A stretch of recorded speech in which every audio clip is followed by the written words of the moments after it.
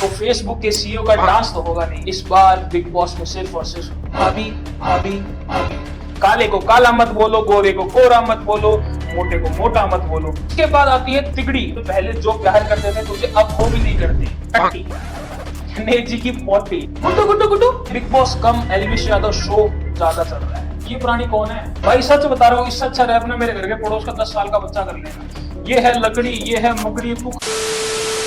नमस्कार दोस्तों, थंबनेल और टाइटल देख के तो तुम समझ ही गए होगे कि आज क्या होने वाला है। जब थंबनेल पे टाइटल पे big boss big boss big boss है तो फेसबुक के सीईओ का डांस तो होगा नहीं। मुझे समझ नहीं आता कि आखिर यहाँ लोग जाते क्यों हैं, जब उनको पता है कि पूरे देश के लोग उनको गधा ही समझने वाले हैं। बाकी जो लोग बिग बॉस से वास्ता नहीं रखते हैं उन्हें बता दूं कि एक और सीजन आया था और वो भी अब जाने वाला है।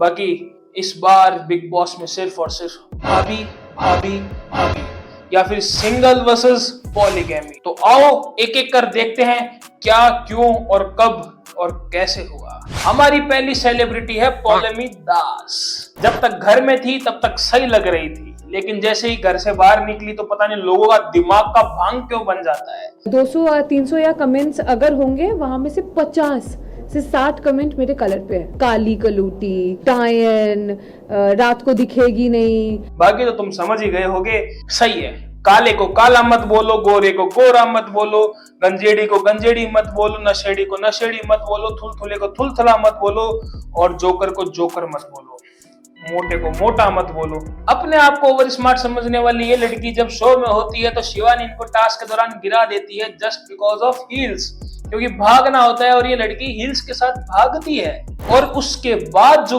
गालियां देना शुरू होती है ये शिवानी को, जिसकी कोई लिमिट नहीं होती है। वैसे ही ये लड़की जब बाहर आती है शो से तो जनता जब इन्हें प्रसाद में गालियां बांटती है तो ये जनता को मूर्ख कहना शुरू कर देती है। इनफैक्ट जो जिन इन्फ्लुएंसर्स को ये पसंद नहीं करती है उनके ऊपर इल्जाम भी लगाना शुरू कर देती है। तो ये कैसी हिपोक्रेसी है मैडम आपकी। बाकी ऐसे लोगों को तो मुझे समझ नहीं आता कि बिग बॉस या इंटरव्यू वाले बुलाते क्यों। इसके बाद आती है तिगड़ी, अरमान, पायल, कृतिका। इनको जितनी गालियां पड़ी है शो में उतनी शायद किसी को नहीं पड़ी होगी। बाहर लोग इनको गालियां दे रहे हैं, अंदर ये कंटेस्टेंट को बोल रहे हैं, लेकिन इनको समझ नहीं आ रहा कि रियल लाइफ बाहर है शो। तो मैं ये कहना चाहूंगा, देखो क्या ना कि पहले लोग ना मुझसे बिल्कुल प्यार नहीं करते थे। मुझे ऐसा लगता था कि मैं इस घर में आऊंगा और एक हफ्ते में चला जाऊंगा। अरमान मलिक का कहना है वो शो में इसलिए आया है क्योंकि लोग उसे पहले प्यार नहीं करते थे। भाई तुझे पहले जो प्यार करते थे तुझे अब वो भी नहीं करते। अरमान मलिक की सबसे बड़ी प्रॉब्लम इस शो में पता है क्या है?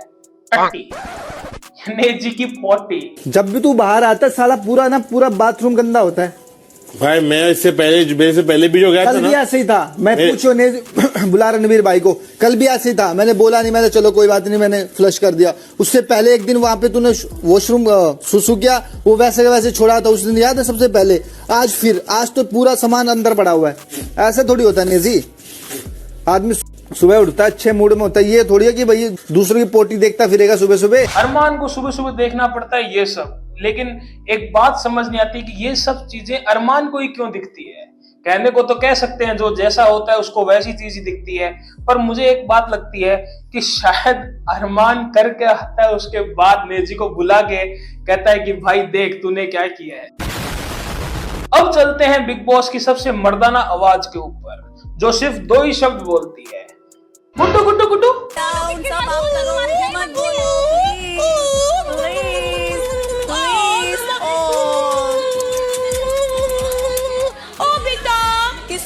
भेज रहे हो, किसको किसी भेज रहे हो? कोई है यहाँ पे?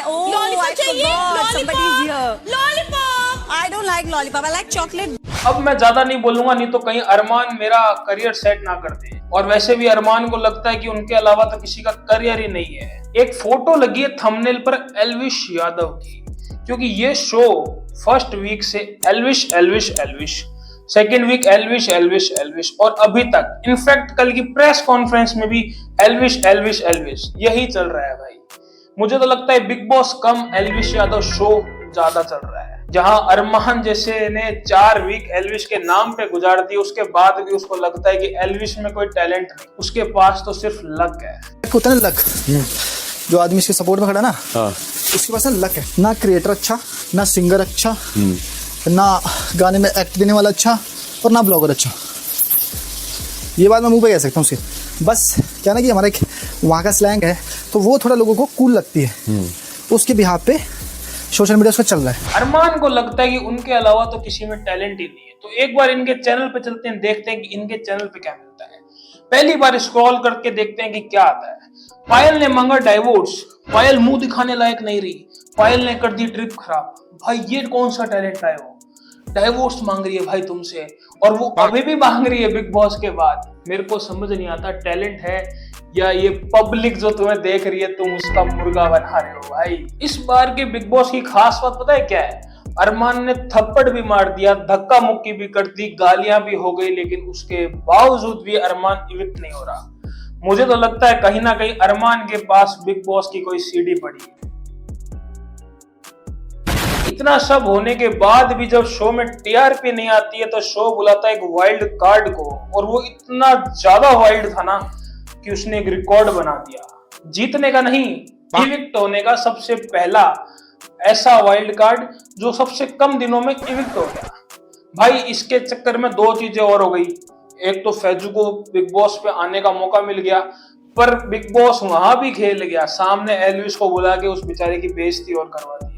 पर मुझे कहीं ना कहीं लगता है कि अदनान को बुलाने का पीछे बिग बॉस को हाइप देना नहीं था, सना सुल्तान को उसके साथ में घर भेजना था, क्योंकि वो उसकी दोस्त है ना, कहीं रास्ते में कोई पकड़ ना ले, इसलिए उस दोनों को साथ में निकाल दिया। भाई आप भी यही हो, मैं भी यही हूँ, और ये गेम भी यही है। आप ना कहीं जा रहे हो, मैं कहीं ना जा रहा हूँ, अब गेम भी कहीं नहीं जा रहा है। लास्ट तक देखेंगे बैठ के। अच्छा ठीक है भाई। हाँ भाई। फैजू ने ये बात तो बोल दी कि आप भी यही हो, मैं भी यही हूँ, बिग बॉस भी यही है, तो आगे देख ही लेंगे। पर फैजू को भी क्या पता था मैं घर पहुंचूंगा उससे पहले अदनान घर पहुंच जाएगा। बाकी इस शो में एक बात है कि इस शो में एल्विश यादव खेल नहीं रहा है, लेकिन जब से कटारिया आया है, यानी कि कटारिया की एंट्री हुई तो एल्विश आर्मी का नाम लिया गया, फिर फर्स्ट वीक पे ही कटारिया को रोका गया, फिर उसके बाद अरमान शुरू हो गया कि इनके मीटअप में इतने लोग आते हैं। अरमान ने शुरुआत की थी अच्छाई से, पता नहीं उसका माइंड अंदर अंदर ही क्या बदलता गया कि उसको एंड होते होते शो के अब 4 वीक बाद कह रहा है कि एल्विश में तो टैलेंट नहीं है। भाई थोड़ा सा दिमाग लगा, तू 4 वीक तक उस बंदे के बारे में बोल रहा है और उसके बावजूद भी किसी में टैलेंट नहीं है, तो तू मूर्ख है या तो। और दूसरी बात भाई, टैलेंट नहीं होता तो 4 वीक तक बात क्या कर रहा होता तो किसी के बारे में। मैं कह रहा हूँ सच में ना, इस शो का नाम तुम एल्विश यादव शो रख दो, क्योंकि इस शो पर आया कटारिया के दोस्त हैं विशाल और शिवानी। भाई ये ऐसा लग रहा है ननियाल में आए हुए। भाई मतलब तुम कहोगे कि तुमको अगर अपना स्ट्रेस खत्म करना है ना तो बिग बॉस चला जाता हूँ, इतनी मस्ती से ये लोग वहां रह रहे हैं। लेकिन भाई मेरे को एक बात समझ नहीं आ रही, ये प्राणी कौन है? जहां ये इतनी मस्ती कर रहे हैं, लोगों को लग रहा है यार मस्त जगह है, उसके बावजूद भी ये इंसान इतना शांत।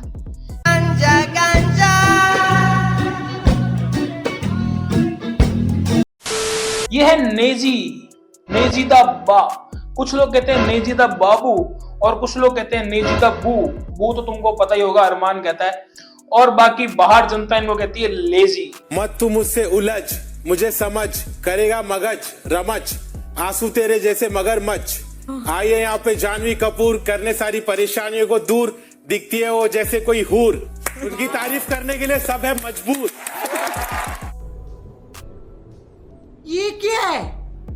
भाई सच बता रहा हूँ, इससे अच्छा रैप ना मेरे घर के पड़ोस का 10 साल का बच्चा कर लेगा। ये है लकड़ी, ये है मकड़ी, तू खाता ककड़ी मैं खाता कचौड़ी, तू है छपरी 1 नंबर शॉट।